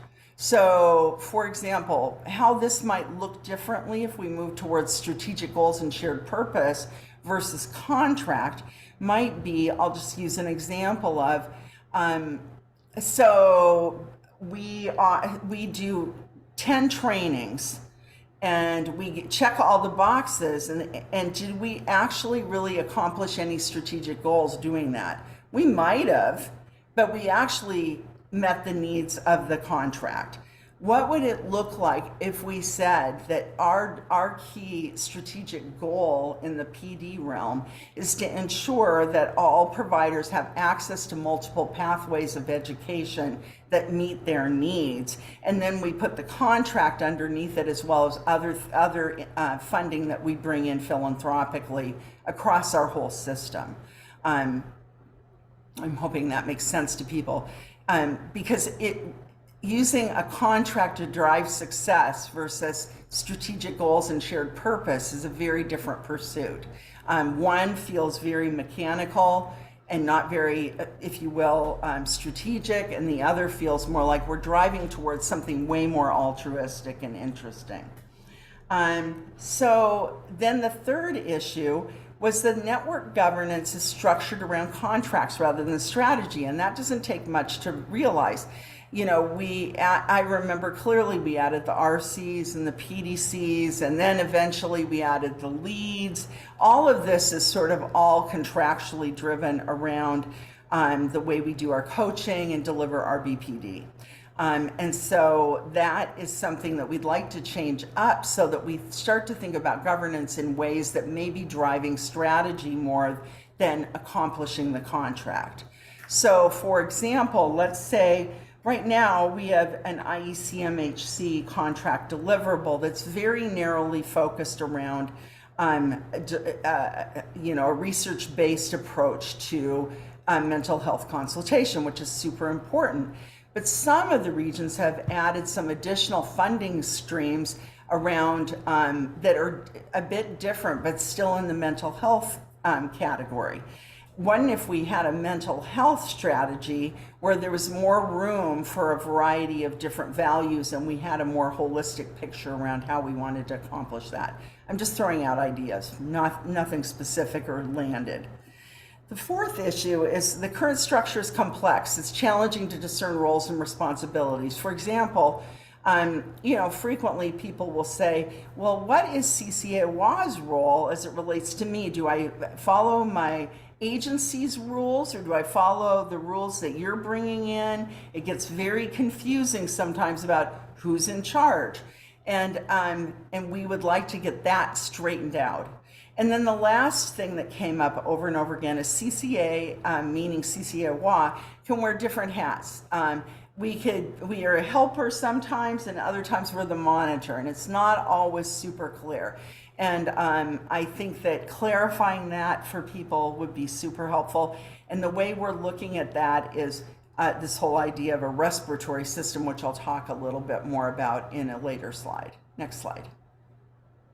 So when we explored and talked about what it means to be a network, we really said, do we want to be a group of people tied together by a contracted level of work, or do we want to be a group of people that are connected and operate together with a common interest and common goals? And so we spent a little time talking about what that looks like, and we need to do more conversation about what that would look like into the future as we make this shift. Next slide, please. So the attributes of a high-functioning network, not a high-functioning organization, but a network, is a common agenda, shared measurement, mutually reinforcing activities, a strong backbone, respiratory organization, and constant communication. As you might imagine, we have a lot of those things already fairly well in place. We use a lot of shared measurement. We use a lot, we could always do more communication, but we have good communication pathways. Where we may be missing, and we have the infrastructure as well, but do we have a common agenda and goals across the whole system? Maybe, maybe not. Next slide, please. So a lot of people have said, what the heck is a respiratory system? And I understand why you asked that question. In a lot of collective impact environments, they talk about the backbone organization where it provides support, but it basically, sort of stays rigid in a single spot. Whereas the respiratory system is really about breathing oxygen into the system and throughout the network body and providing it where it's needed and not where it's not. And so one of the things that really resonated with the steering committee was this whole idea of the network office being about being a support to the overall functioning and well-being of the whole body, which is the network. I love that image. I think it helps to say it's flexible. During startup, the CCA of WA may take more leadership and ease back off of that as leadership rises from the regions. And more, I see us doing that, for example, with the development of the state required training group that we put in Ole Penn. We provided them with some basic support and then they took it and ran with it. And as they've needed help, we've added more support. So it keeps it kind of fluid. Our goal here is to really define what that looks like and share that with the community in a shared fashion, and that's something we'll need to work on. Next slide, please. So here's the CCA current system view, and it was super interesting. You should talk to the representative on your steering committee that is in your region. We just really came to find that there was a lot of disjointedness around where everything fit, and it wasn't very tidy and it wasn't very clear. And so that tells the story unto itself. And so the goal is to try to get this organized in a way that really shows who's responsible when where decisions really sit. And in the center, as you can see, you know, the Child Care Aware Network Office and the regional partners are connected through the member council and also through the respiratory system of relationships with people on the CCA of WA team, my team. And, you know, it doesn't represent this very well. Next slide, please. So what are some of the immediate next steps that need to happen? We need to really look at which groups are governance bodies and their relationship to other groups. As we've grown, which we've grown a lot, it's very evident that it gets less and less clear who decides what when. And so we want to get to a space where that's a lot clearer. I envision this idea of and then we also have groups that sort of operate out off to the side and have no connectedness to the governance system. And then we wonder why we don't get any traction with the work that they've done. All of us have sat on committees like that, where it's like, why can't we get traction? Well, it's because we don't have a charter that says we have a liaison to get into the decision-making space that allows us to move something forward. We want to focus on purpose, clarify purpose and scopes of tables that we've had for a while now, especially tables that have been almost solely focused on early achievers' success. What changes might we want to make there or not make? What makes sense? How do we streamline and maybe leave room for more innovation in our system so that we can start to think about what next, how do we seed that next great idea, and how do we bring that into the space? Family services has always felt a little off to the side, and we would like to bring it into the main so that it feels way more connected with all of the work that we do. Because we all know that the only way childcare providers thrive is if they have families that they're serving with children in their programs. And so the bifurcation of what we've done to date is something we'd like to coalesce back together into a more holistic approach around where does family services sit, which includes FFN and informal caregiving as a practice that's super important for us to keep in mind. And then the CCA of WA, I should have put that, CCA of WA roles. How do we effectively differentiate when we're monitoring versus when we're helping and in the respiratory mode? How does that look? And how do we keep that straight for people that are engaging with us? You know, the member council has no trouble disagreeing with me, but I know that in other settings it might be harder. And when I am in respiratory mode, I'm here to listen and hear and understand, as well as talk about my perspective as well. And I think that's hard to tell, you know, when that's happening and when it isn't. So that's something that we want to work on, not just for me, but for all of my team members. And then functions, prioritize which respiratory functions CCA can provide that might make a bigger immediate difference. You know, what roles are we doing now that maybe we don't need to keep doing, that we could set aside in service of something that is more helpful to the system, and sort of, you know, shake out the sheets. I don't know how else to say that. That's an old-fashioned saying, you know, shake out the sheets and really start to think about how do we address the questions and issues that emerged in a substantive way that feels clear and authentic. And so what we have committed, we've got committed to is really taking those steps that we've identified right here and putting legs on them about what sort of process we would take to do this, and how we would have checkpoints with the broader system to make sure we're on the right path. I know that this is complex and confusing, but please feel free, not only during this time to ask questions, but to reach out to me if you know, and say, this just feels crazy. I don't understand this. Please just reach out to me and ask questions. I'm always happy to answer.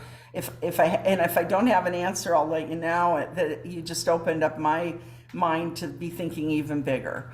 So I just want to encourage people to lean into this, talk to your reps that were involved in it to date if you have questions, and feel free to reach out to me. And I haven't been monitoring the chat, Sandy, as you know, I don't do a great job. Are there questions? We've got you, and I think you always do such a great job. It's super clear. I think people are following. It might take a moment to kind of take in all of this information, as well. And so we welcome continued questions. You guys can continue to drop them in chat, email Deanne, or drop them into Schoology. Deanne, we can make those available. And I was just, as you were talking about monitoring versus respiratory, I was just feeling the interpretive dance move coming. I'm like a fly girl, so I'll date myself too. So we'll have to work on that internally, but we'll take some ideas. Nothing in chat, and we invite folks to unmute if you have a question for Deanne.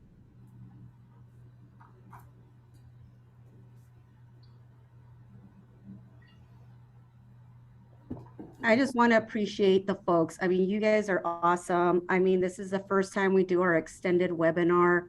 We've been rolling since 2 o'clock, and we're still at, 143 people. Much love for you guys hanging with us. Deanne, and that was a super update. It's always great to hear from you. Yep, Jean, processing it all, and we will follow up, putting up our recording and maybe some helpful one-pagers, Deanne. We always put this up in Schoology. I think that would be helpful, and helping people understand who are the members that were representing their region. I think sometimes people don't get to talk to one another. They're up and around busy. And so I think that would be super helpful. So thanks for letting us know that you're all thinking about it. Suzanne, her brain hurts. She's so glad that we're all there. And there's a lot of heavy thinking. Thank you. I'm so glad you took a good break earlier. Thanks, Carol. Carol's just saying she's glad this is just what we needed. Love hearing directly from the Tacoma crew. Whoop, whoop. Thanks, Carol. All right. Anything else for us? I was just going to say, I do want to just let people know that this is the first year in many, many years that our contract with DCYF did come through on time. It arrived on July 1st, which is when which I was stunned and amazed when I saw it. It was like, wait a minute, what? But anyway, we did receive that, and as you know, I think as most people know, we did receive flat funding. I did put in the chat that I wanted people to know that we have been. This is the second year that the Board of Trustees here at CCA of WA wrote a letter of deepening concern about the flat funding to Ross Hunter, Secretary Hunter. And I just received an email yesterday that his response is forthcoming.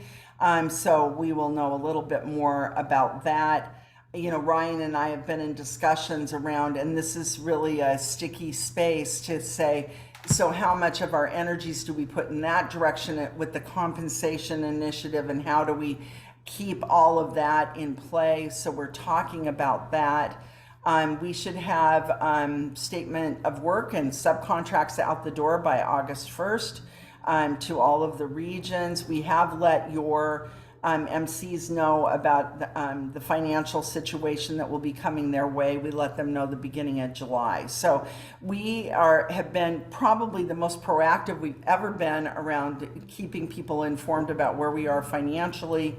It's not perfect. It's not a perfect situation, but we did leave a few pins in things around where we originally had total cuts. We got part of the money back in time for this contract, and one of those places was the state required trainings, and we just learned that they found funding to make that whole, which is great news. We also have found that additional funding will be coming for WAPM, which was also cut in half.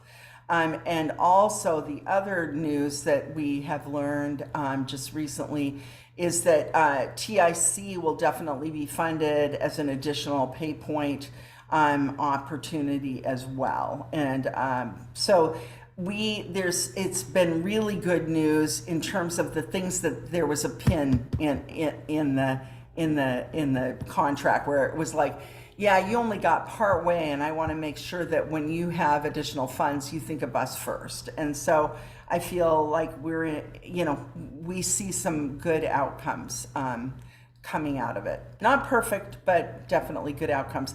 And as we learn more from Ross Hunter's response, and as we think more about the workforce issue of flat funding, we'll continue to communicate as well. Thank you, Deanne. It's good to get that contract updates, always top of mind for us around this time of the year. So appreciate people asking those questions. All right, well, if any questions come up, please drop them in the chat and we'll make sure to circle back, and we're gonna wrap up updates here with just some snippets of wins that you can expect. So our key date to get the statement of work out to our regional partners is August 1st, as Deanne said. So we're feeling really good about that. We're almost there. And so if we can move to the next slide, please. Yay, here we go. So little wins, but sometimes, you know what, they just give us an extra little breath of fresh air. So here we go. This fiscal year, we've heard from coaches from our listening sessions. You know, it's really hard to enter goals in CCE, enter goals in impact. And as Ryan was saying, it's just really important we keep our eye on the prize and be able to tell such a strong story of coaching, something that matches strong data with strong stories. You're already doing great work adding your successes into impact. Now, we're really going to focus on just higher quality data entry. So we'll talk a little bit more about that at later webinars. But for now, we want you to know that we're moving all goals into impact right now so that we're able to pull the data that we need to tell the story. We will continue to work with our partners. Putting your goals into CC will be optional. We still want to encourage providers to enter their own goals in CC if that's what they would like. But we will continue to work with our partners to get to a place where we can share data easily so that we're able to tell your story very clearly in our advocacy for increased funding. So just know that, and your program managers, Leah and Michael, will be available if questions come up, but we'll have more details in the statement of work coming to you in just a few days. Quality Improvement Award tracking. We were able to knock one out last year, but now we're able to say no longer a coach role. We are not tracking the spending of Quality Improvement Awards. I know it was only twice a year, but believe me, we were just excited anyway. We're just like, yes, we've been advocating for that for 2.5 years, and finally we got the hoorah. So just wanted to share that. You'll see that in the statement of work. We've heard from many of you, needs-based grants. There's just a lot of issues, especially when there are audits, the paper trail, the receipts, spending plans that need to be rewritten. What's our role? Our role is only to say, these are the approved spending that we can do. What would you like to do? So DCYF has heard us. Guess what? In a few weeks, we can expect some improvements to the needs-based grant application. So rather than providers having to create their own spending plan, they'll be able to just check some boxes. And as life happens, if they change their ideas about where they want to spend their money, there'll be total freedom around that. They don't have to submit a revised plan. They will just be able to make those shifts and make those purchases. So we are grateful for each of you for lifting up those stories when there are challenges, and we're able to take those concrete ideas and situations to DCYF, and I'm glad that they hear us. So expecting some news there in a couple of weeks, some improvements. Elevate updates. I just want to thank you so much for sharing your voice. We had a survey go out a couple of weeks ago asking you, where are your interests? What would you like to do? The Elevate planning team has really taken all those into consideration. We continue to look for ways to include your voice as our regional partners. There's an advisory panel that's helping us look for just a great plenary speaker. So that's in the works. We should have the schedule out, the list of sessions out to you in about 2.5 weeks, so that we can move forward with registration. We're so excited. November, first week of November, 6th and 7th, at the Murano Hotel in downtown Tacoma. So I'm gonna love stepping into our RBPD values of relationship and connections in person, and seeing you after so many years. It's going to be great to be in a shared space for, some shared PD. That's just magic right there. And I love the way that we continue to carry on conversations throughout the year about Elevate. So that's your Elevate update there. With the listening sessions, again, we have wrapped up. We were able to visit 4 of our 6 regions. And Leah's going to help me share one of our wrap-ups that we will share with you via the weekly news update. Thank you to our partners in King and Pierce counties, Northwest, Olympic Peninsula, and Central Washington. Whoop, whoop. There's Coach Carmela in that photo there with the QR team and DCYF staff. There is so much that we learned from you. It was extremely valuable listening to trainers, MHC staff that joined, coaches, visiting providers. My goodness, do these providers love you. We got them recorded, filmed. We're ready to use that in our advocacy. It's just wonderful. And so we're going to share this 3-pager with you. But just to highlight, this is a way to keep us capable, keep us accountable. We heard some things, themes across the board around healthy caseloads, burnout, for our coaches, our MHCs sharing some concerns about what they were seeing there as well. And so we've committed to do some follow-up, and we're working with your regional leadership right now to really unpack this conversation about, not working in oppressive cycles and trying to do more with the funding that we got. We got flat funding. What can we do? So we'll be working with our regional partners to identify what is it that we can do? What are those healthy caseloads? And so on page 2, hey, there's our Northwest people there in that photo. In page 2, you'll see kind of what you can keep us accountable to. We're sharing some celebrations. I mean, this is really what got to the heart of our funders. So we highlighted a few for you there.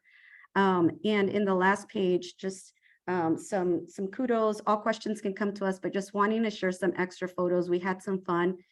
Thank you, CCA of Northwest. It was great to see coaches in action, teaching providers how to utilize their laptops, their cell phones, how to get on CC, observing some outdoor nature-based programs. It was just phenomenal.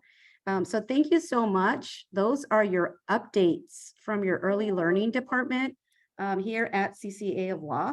And always welcome ideas, questions, feedback.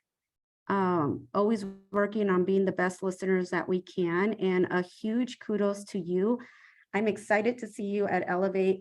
Can you believe that it's going to be like right after National Day of Coaching? So I'm just like, it's going to be ecstatic. So I'm trying to contain myself before I go into another interpretive dance. But here we go. Thanks, Leah, for dropping that.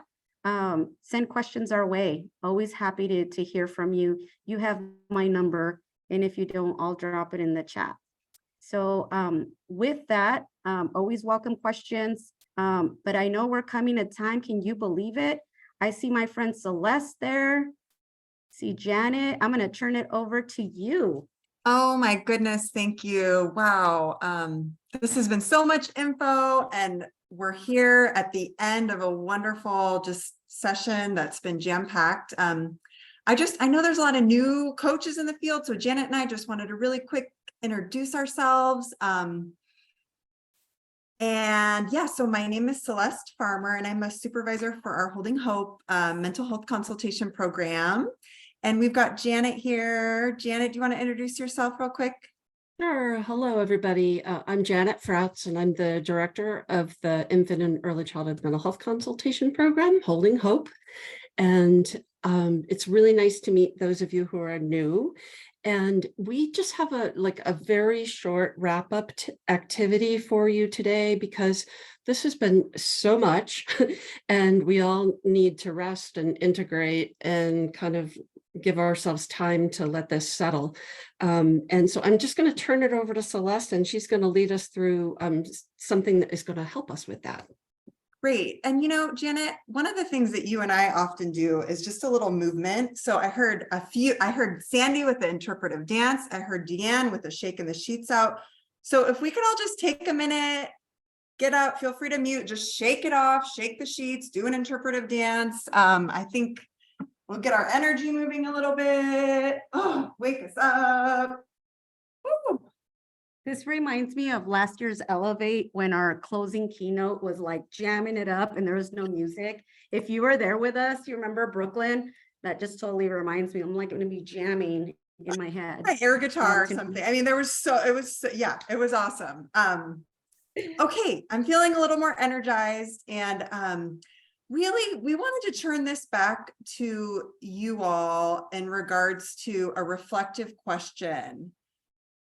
We've talked a lot about systems change, and that takes time. Oh my gosh, but it feels so urgent. We want it to happen right now. So our question for you all, I'm going to put it in the chat here. What helps you maintain hope for change in a slowly shifting system? Just take a moment and get creative. This could be thoughts, it could be practices, relationships, images, but just take a moment. And if you feel comfortable, feel free to raise your hand or type in the chat. I love that, Amanda. Others who are working towards the same change. Focusing and celebrating small changes. Lupita says prayer. Yeah, Sandy's saying connection. Thinking about the people we serve. All right, seeing input and action, small wins. Yeah, April, the day that your children will benefit from the changes we make. I love that. The babies can't wait. So good. Yeah, I love the mantra. Leah, I also agree with you. Hearing about all the advocacy work and these bigger visions, it helps me with the day-to-day to know, okay, it's a roller coaster ride. There's maybe some ebbs and flows, maybe some wins and losses that are small, but we have this big end goal. Reimagining the future. Oh, so good. And communication. Yeah. Oh, happy children. Oh my goodness. That is just, yes, that is such an image that I know fills me up and what I love about this work. Transparency, that is really big. Day-to-day interactions. Rosie says taking a break to remind myself. Oh my gosh. And that's like, I just want to say, things are pouring in. It's so powerful. One of the things that Janet and Elena and I have been talking a lot about recently is the importance of different types of rest and how that can support us with refueling around hope. So feel free to continue on in the chat, and I don't see any raised hands, so I'm just going to kind of keep rolling. I know we're all seeing that end line where we can get a bigger break, but please keep reading the chat and keep typing in. Like I mentioned, it's really hard, right, to center rest and restoration when there's so much to do and our providers are holding so much, and it can be a little disorganizing. Like, wait, do I get to take 5 or 10 minutes to just take a break, eat my lunch, look out the window, rest, when others aren't getting that? And that can be heart work too, like sorting that out. But one of the things that we really try to center on our team is that if we are regulated and calm and can see perception for those positive outcomes and hold hope for these programs, for the system, that's a lot, y'all. Like if we can see that and hold it in our bodies and ourselves, it takes rest and it takes dreaming and daydreaming and imaginal spaces. Okay, and Sandy's all over it. So this is exactly, I don't know if you knew this, Sandy, this is exactly where we're going with this. So we've been, This is awesome. yeah, we've been using the NAP Ministries Rest Deck by Trisha Hersey. And so one of the things we wanted to move into is just an exercise geared towards centering, restoring our own energy and combating disconnection and exhaustion. And on our team with Elena, Jana, and I, and we're excited to share with everyone else, there's been some really powerful cards. So I'm putting something in the chat to just read through. This is basically it's like a deck with different cards, the rest deck. And so just going to share and read one. And then after the next one, we're just going to encourage you all to take the rest of the field staff webinar, which I know may only be a few minutes, but sometimes it only takes a few minutes, to really center rest. Okay, figure out a way, whatever that is, to refill. So here's the first card that I pulled for us. Your rest practice is about more than naps. Daydreaming opens up a possibility to tap. Daydreaming opens up a moment to tap into possibility, hope, and imagination. Find a place to daydream right now. Sit or lie comfortably. Accept the invitation to go into a portal of care and invention. Okay, and then I'm going to just do one more, and we're just going to give you the gift of some time to rest, whatever that looks like for you. Daydream, imagine. We've been talking about a lot of outcomes. What if all of our providers were paid well, had benefits, and could do the deeper learning? That's something that I want to hold, right? So here's one more. Speak these words aloud to yourself. Rest helps me wake up to possibilities. My rest is about expansion and embracing the miracle of being human. When I wake up from the limited thinking given to me by exhaustion, a world of invention will open up to me.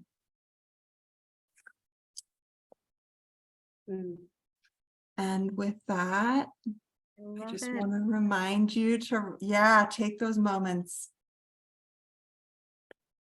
That's it for us, Sandy, for today. So healing. Thank you all. Take a few minutes. We'll see you at the next webinar, August 24th at 2:00. Hey, don't forget that records review is coming out next month. We're expecting it around the week of August 7th. So stay tuned for that Early Achievers Records Review. And we're working to bring the next webinar topic, CCA of WA Webinar topic in August on records review. So as you check it out, you share it with providers, you have questions, we'll drop a place for you to start harvesting questions so that we can have a really robust webinar for you next month. All right, wonderful people, much love. Thanks for your attention, your participation. You always make these great. We appreciate you.